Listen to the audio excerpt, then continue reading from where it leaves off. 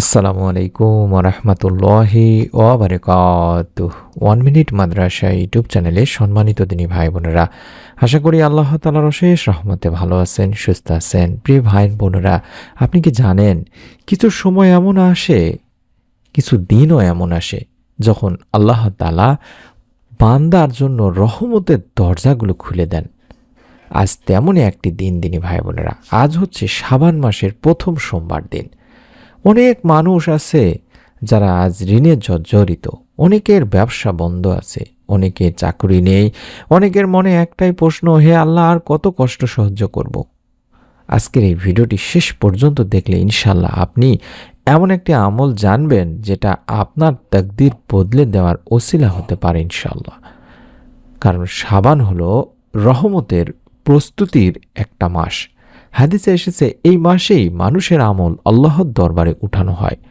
নবীজি সাল্লাল্লাহু আলাইহি ওয়াসাল্লাম এই মাসে বেশি বেশি নফল রোজা রাখতেন, কারণ এ মাসেই আল্লাহ রাব্বুল আলামিন বান্দার দিকে বিশেষভাবে তাকান।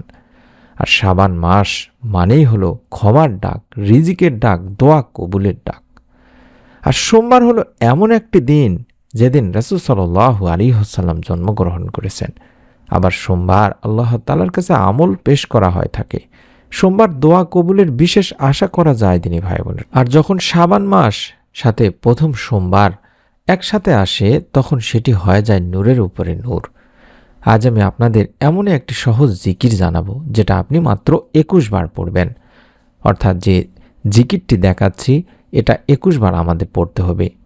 ইয়া অসিউ, ইয়া গনিউ, ইয়া মুগনিউ, এভাবে আমাদেরকে 21 বার এই ছোট্ট জিকিরটি করতে হবে দিনী ভাই বোনেরা। কখন করবেন, কিভাবে করবেন, তার বিস্তারিত নিয়ম সহকারে কিছুক্ষণের মধ্যে জানিয়ে দিচ্ছি ইনশাআল্লাহ।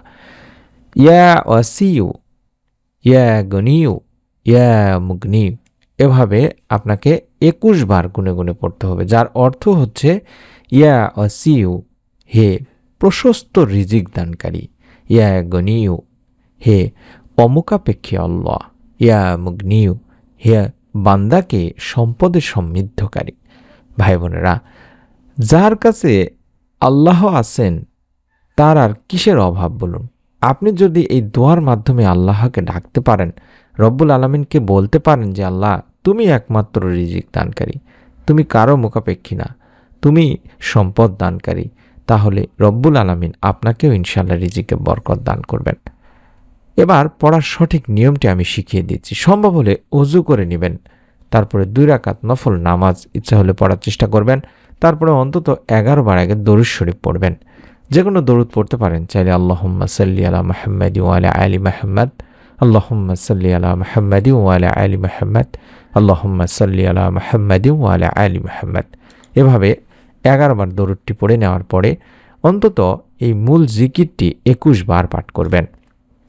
অর্থাৎ যে জিকিরটি শিখিয়ে দিলাম, ইয়া ওয়াসিউ, ইয়া গনিউ, ইয়া মুগনিউ, এভাবে 21 বার দেখে দেখে হলেও পাঠ করবেন। তারপরে আবারও আপনি 11 বার দরুদ শরীফটি পাঠ করবেন, অর্থাৎ আল্লাহুম্মা সাল্লি আলা মুহাম্মাদি ওয়া আলা আলি মুহাম্মাদ, আল্লাহুম্মা সাল্লি আলা মুহাম্মাদি ওয়া আলা আলি মুহাম্মাদ, আল্লাহুম্মা সাল্লি আলা মুহাম্মাদি ওয়া আলা আলি মুহাম্মাদ। তারপর নিজের ভাষায় দোয়া করবেন।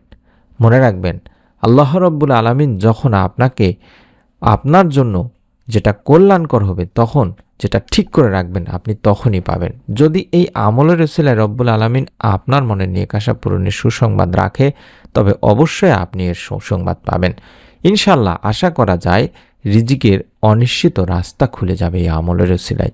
আপনার ঋণ পরিশোধের কোনো সহজ পথ ইনশাল্লাহ খুলে যাবে, অভাব কমতে শুরু করবে, মন শান্ত হবে এবং আল্লাহর উপর আপনার ভরসা আরও শক্ত হবে ইনশাআল্লাহ। দিনী ভাই বোনেরা, হয়তো আজই আপনি সব বদল দেখতে পাবেন না বা বদলে যাবেও না, কিন্তু আজ থেকেই বা আজ থেকেই বদলের শুরু হবে ইনশাআল্লাহ। তাই আপনাদের কাছে অনুরোধ করব, আল্লাহ চাইলে এক মুহূর্তে সব কিছু বদলে দিতে পারেন, এই বিশ্বাস রাখতে হবে। আমরা শুধু আমল করব, আল্লাহর উপর ভরসা করব এবং ধৈর্য বা সবর রাখব। তাই আমরা আল্লাহ তাআলার কাছে এভাবে বলতে পারি যে, হে আল্লাহ, আমাদের অভাব তুমি জানো, আমাদের ঋণ তুমি জানো, আমাদের কষ্টও তুমি জানো।